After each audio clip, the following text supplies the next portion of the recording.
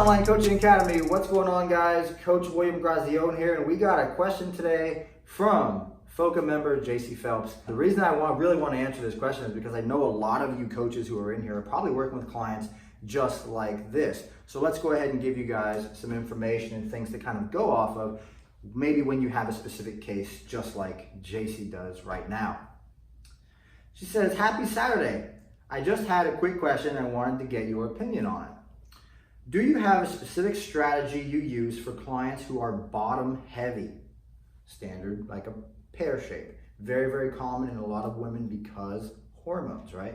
Most women typically carry more adipose tissue from the waist down or from the lower portion of their rib cage down to about the middle of their thigh. If you think about this genetically, why would that be? It's because women are predispositioned to store more fat in that area because they are supposed to bear children. So in theory, right, we'd have to have more adipose tissue from here to here to be able to have a more of a healthier environment for reproduction. However, there are some genetic outliers who, you see girls with six packs year round. There are some outliers. Not everybody's the same, but let's go ahead and continue. My current client went through a gastric sleeve and tummy tuck in the last few years. Her upper body from the waist up is pretty slender now, but her legs, thighs are holding a lot of fat and haven't budged in size since we started 7 weeks ago. Whereas she's lost several inches off of her waist and hips. Okay, so what I'll say is that generally speaking, the majority of individuals, because of what I just said, they will store more body, and this is for guys too. Like there's a lot of guys and they're like, oh, my love handles, my lower stomach, my glutes, This is the common area to store body fat for men and women. Now keep in mind, there are outliers, but this is the common area. Now, if you've ever taken a client through a fat loss phase, where do they get leaner first?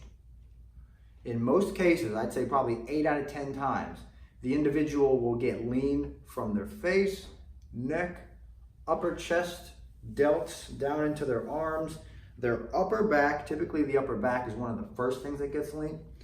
Upper back, and then it'll kind of start to work its way down. It kind of goes like in this direction. Okay. Now there are some outliers who may get leaner from the bottom kind of up. One of my clients, Rob Terry, who's the two-time Mr. Natural Olympia, the last thing that gets lean on him is actually his back. As weird as that is, everything will be stage lean except for just his V-taper back. Then we got to spend more time working on that. But with most women, what I notice is that they get lean their upper body first. And the very, very last thing to come in is usually the glutes, the hamstrings, and the bottom of the lower tummy here, okay? Now, does the gastric sleeve and the tummy tuck have anything to do with this client holding more adipose tissue from the waist down? It could be a hormonal adaptation that may have happened during that time, where potentially, possibly her estrogen levels skyrocketed and maybe she's just storing more body fat from the waist down. But what I can tell you are a couple things that you should probably consider. Now, I know you said you've only been working with her for 7 weeks, okay?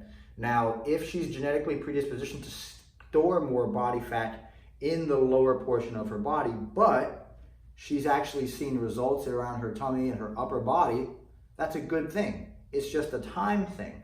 So it's a timeline of, we just have to continuously make sure that her metabolism's operating the best that it possibly can, given the fact that we are in a caloric deficit. Maybe we're implementing some diet breaks, maybe we're implementing some refeeds and things like this. Is her metabolism operating the best that it can be, given the fact that she's in a caloric deficit, okay? Now, if you continue down this road, will that eventually shrink? And she keeps losing body fat? Yes, absolutely, okay? The fat doesn't have anywhere else to come off of. So in theory, it will eventually get to her lower body. So a couple of rules that I want you guys to follow here too. Oftentimes, and I'm going to make a video about this separately, but oftentimes a lot of question that I get and something that a lot of physique coaches have been bashed for over the last 10 years is, he took my calories so low. My calories were way too low. Too low is relative, right? But a general rule of thumb that I would say for the majority of more of just like a general population client would probably be something around the line of like, if the client was, let's say, 150 pounds, right? and you can times their calories by 10 times their body weight, that's going to give us about 1,500 calories, right? Now, this is what I would consider to be probably average low, okay? Now, I have had some 150-pound women who have had to go down to, anywhere between, somewhere around 1,200 calories to be able to actually get the weight off that they want. I noticed that for some reason, 1,200 calories is usually an area where the majority of women can lose body fat. But the thing is, and you've probably heard me say this before, I created a whole freaking video series about the 1,200 calorie diet and why it sucks. This is the area I see the majority of women be able to lose majority of body fat. Now, why that is? It's probably just because we can make sure that they're in a caloric deficit, right? But if they're in this caloric deficit and they are losing body fat, the thing is that you have to make sure that you have a plan of action, right? You have to make sure that you have the diet break set up, you have refeed set up, you're listening to the biofeedback, you're monitoring biofeedback, you're monitoring their weight, you're monitoring their pictures, you're actually talking to them, you're figuring out where they are, how they feel, and all of these very detailed things that can help you continuously get them from maybe, let's just say possibly she's 150, could help her get down to 130 and she'd be happier than anything, super happy. But I would say as a general rule of thumb, when you get to this area of 10 times body weight in calories and the person's not losing weight, you have a decision to make, okay? Now, if they're not losing body fat on 10 times their calories, what you'd probably want to do is either A, reverse diet them, or if you know that they've been a chronic dieter their entire life and their body is an adaptation machine and it adapts to just about anything, then something like this would probably be necessary for this specific type of client. But where I'm going to end on this is this. Give it time, okay? She's only been with you for 7 weeks. What's going to happen in 7 more weeks? What's going to happen in 7 more weeks? Generally speaking, what I would do is just make sure that you're providing her adequate time to be able that she can actually make this a lifestyle.